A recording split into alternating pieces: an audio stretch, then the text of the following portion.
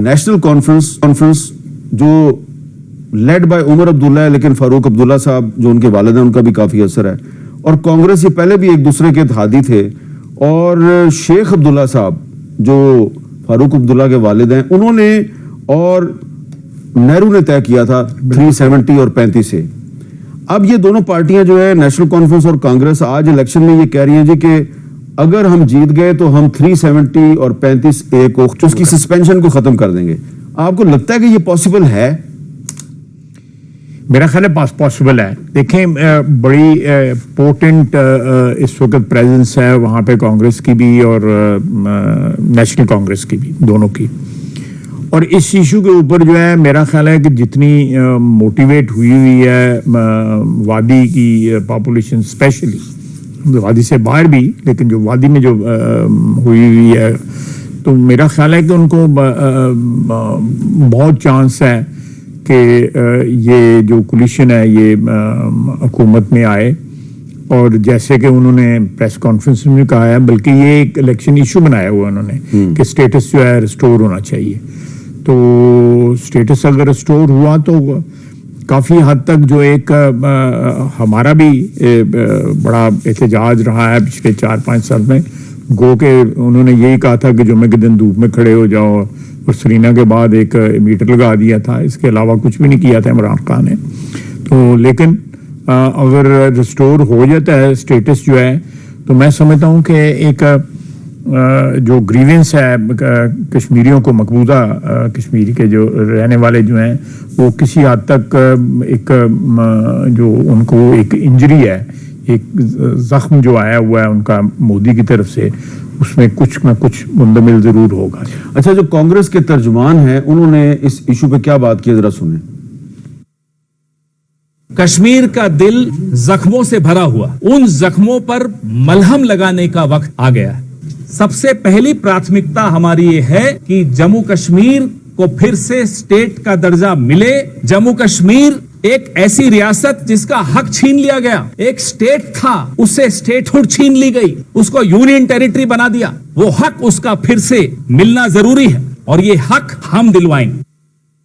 یہ کانگریس کہہ رہی ہے جی کہ یہ حق ہم دلوائیں گے، تو کیا ہم یہ کہہ سکتے ہیں کہ آج پاکستان کی جو ریاست ہے اور انڈین کانگریس جو ہے وہ ایک پیج اور نیشنل کانگریس ایک پیج پہ آ گئے اس ایشو پہ؟ بالکل ہمارا بھی یہ ڈیمانڈ ہے. جب سے یہ مودی صاحب نے یہ وار کیا ہوا ہے، ایک کاری ضرب لگائی ہوئی ہے کشمیر کے اسٹیٹس کے اوپر، وہ اگر یہ ریسٹور ہو جاتا ہے، اس الیکشن میں یہ لوگ جیت جاتے ہیں، یہ ریسٹور کر دیتے ہیں، تو کشمیر کے لوگوں کا آپ کو پتا ہے اس کے بعد کتنا احتجاج ہوا تھا، اور کتنی جو ہے اس کے اوپر کشمیریوں کے جو ہے وہ کلنگز ہوئیں، کشمیریوں کو جس طرح بروٹلی جو ہے وہ یہ میں کیا گیا.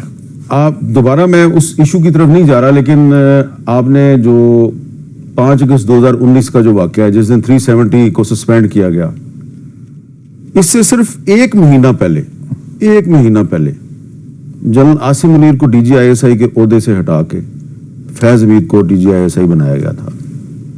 اور پھر اس واقعے کے بعد، یعنی کہ اتنا بڑا واقعہ ہو گیا جب عمران خان نے کہا کہ مودی جو ہے یہ ہٹلر ہے، اور کچھ مہینوں کے کچھ عرصے کے بعد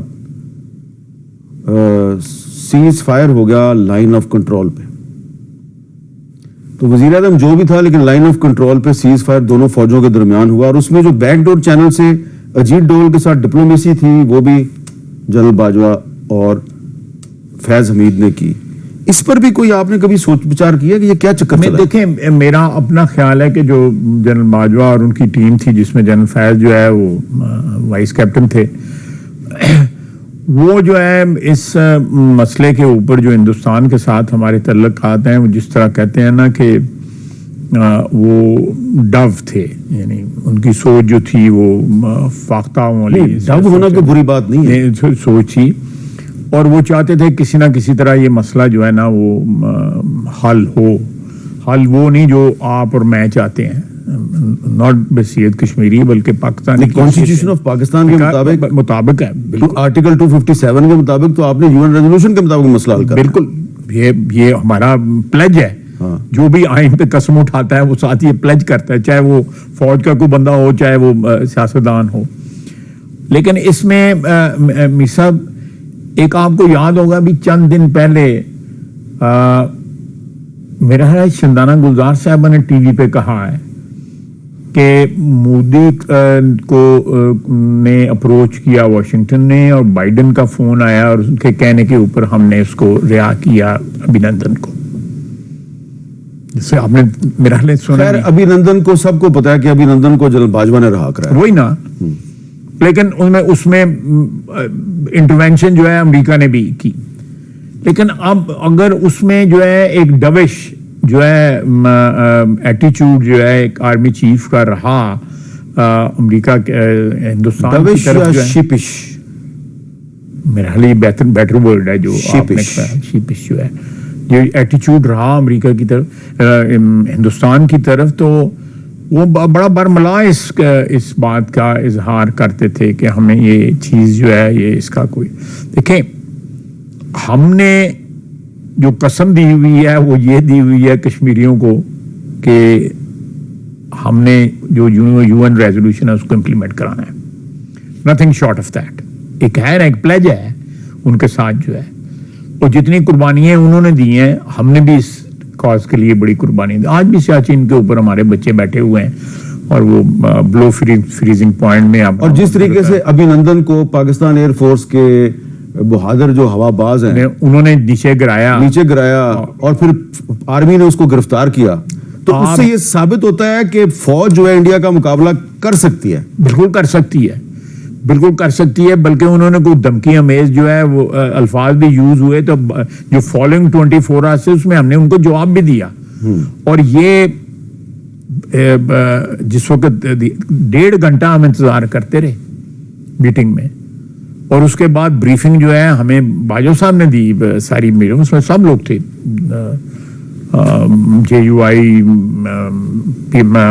اپنا PMLN PTI ساری پارٹیاں موجود تھیں، اور وہ کنونس کرتے رہے عمران خان کو کہ آپ آ کے میٹنگ جو ہے پریزائڈ کریں. لیکن نہیں آیا، وہ کسی بھی میٹنگ میں ہمارے ساتھ نہیں بیٹھتا تھا.